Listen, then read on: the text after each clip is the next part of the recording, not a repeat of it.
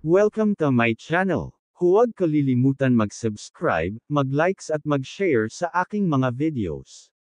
Ang pag-uusapan natin ngayon ay tungkol sa bagong desisyon ng Korte Suprema sa kaso ni Premier Development Bank vs. Spouses Engracio Castaneda and Lourdes Castaneda, na inilabas ng Supreme Court Information Office. Sa kasong ito sinabi ng Korte Suprema, banks cannot unreasonably refuse payment from borrowers. Hindi makatuwirang tanggihan ng mga bangko ang pagbabayad mula sa mga nanghihiram o borrowers. Ang Korte Suprema ay nanindigan na ang mga bangko ay hindi pinahihintulutan na hindi makatwirang tanggihan ang pagbabayad ng mga nangungutang na nanganganib na makaharap ng mas mataas na interes at karagdagang mga singil. Sa desisyon na isinulat ni Associate Justice Alfredo Benjamin Quegioa, ang 3rd Division ng Supreme Court ay nag-utos sa Premier Development Bank na tanggapin ang tseke na ipinasa nina Spouses Engracio Castaneda at Lourdes Castaneda bilang buong pagbabayad ng kanilang personal na utang. Ang mag-asawa ay kumuha ng 2.6 milyon pesos na personal loan mula sa bangko. Si Engracio ay naging pangulo ng Crescent Realty and Development Corporation at vice-presidente ng Central Surety and Insurance Company, Inc.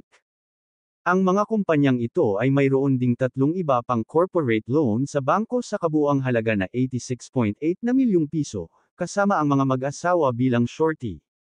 Ginagarantiyahan ng isang surety ang pagbabayad para sa utang at direktang mananagot sa nanghihiram. Ang magkahiwalay na mga kasunduan para sa personal at corporate na mga pautang ay may kasamang waiver na ang bangko ay maaaring maglapat ng mga pagbabayad sa alinman sa mga pautang ng nanghihiram, dapat bayaran o hindi.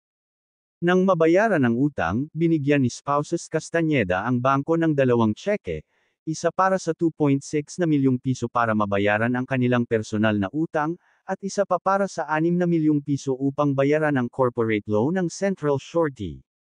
Ang kabuuang halaga na 8.6 na milyong piso ay sumasaklaw sa buong pagbabayad ng parehong mga utang. Gayunpaman, tumanggi ang bangko na tanggapin ang mga tseke bilang buong bayad para sa parehong mga pautang. Sa halip, pinagsama nito ang dalawang pagbabayad ng tseke at inilapat ang kabuuang halaga sa lahat ng apat na pautang. Nagsampa ng kaso ang mag-asawa laban sa bangko para sa tamang aplikasyon ng 2.6 na milyong piso na tseke sa kanilang personal na utang.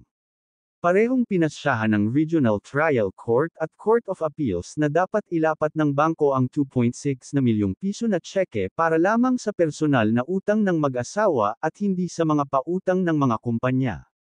Pinagtibay ng Korte Suprema ang RTC at ang Korte ng mga Apela.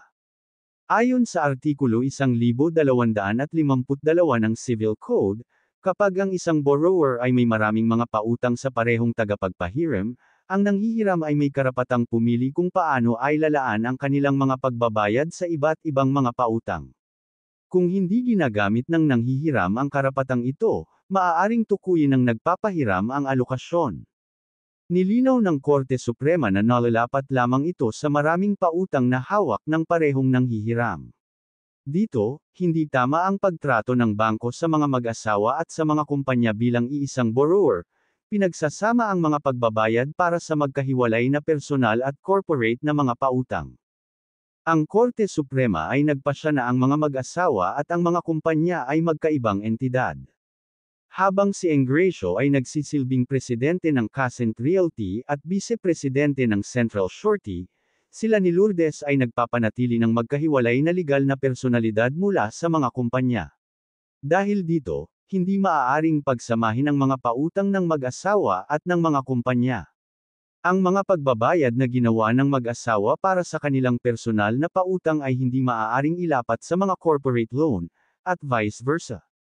Pinaalalahanan din ng Korte Suprema ang bangko ng tungkulin nitong kumilos ng may mabuting loob at panindigan ang mataas na pamantayan ng integridad at kasipagan na inaasahan sa mga institusyong pampinansyal. Sa pamamagitan ng hindi makatwirang pagtanggi na ilapat ang 2.6 na milyong piso na bayad na eksklusibo sa personal na pautang ng mag-asawa upang ganap na mabayaran ang kanilang utang, ang bangko ay kumilos ng may masamang hangarin. Pinahintulutan nito ang personal na pautang na manatiling hindi pa nababayaran, nakakaipon ng interes at karagdagang mga singil, na epektibong na hostage ito hanggang sa ganap na mabayaran ang mga corporate law ng mga kumpanya. Binigyang diin ng Korte Suprema na ang mga nagpapahiram ay hindi maaaring payagang hindi makatwirang tanggihan ang pagbabayad dahil ito ay hindi patas na nagpapabigat sa mga nanghihiram ng mas mataas na mga bayarin sa interes at iba pang mga singil. Kaya naman iniutos ng Korte Suprema sa bangko na ilapat ang 2.6 na milyong piso na tseke para lamang sa personal na utang ng mag-asawa at bayaran ang mag-asawa ng 4 na milyong piso bilang danyos. Sa kagandahang loob ng tanggapan ng impormasyon ng Korte Suprema. Hanggang dito na lang ang video na ito. Thank you for watching.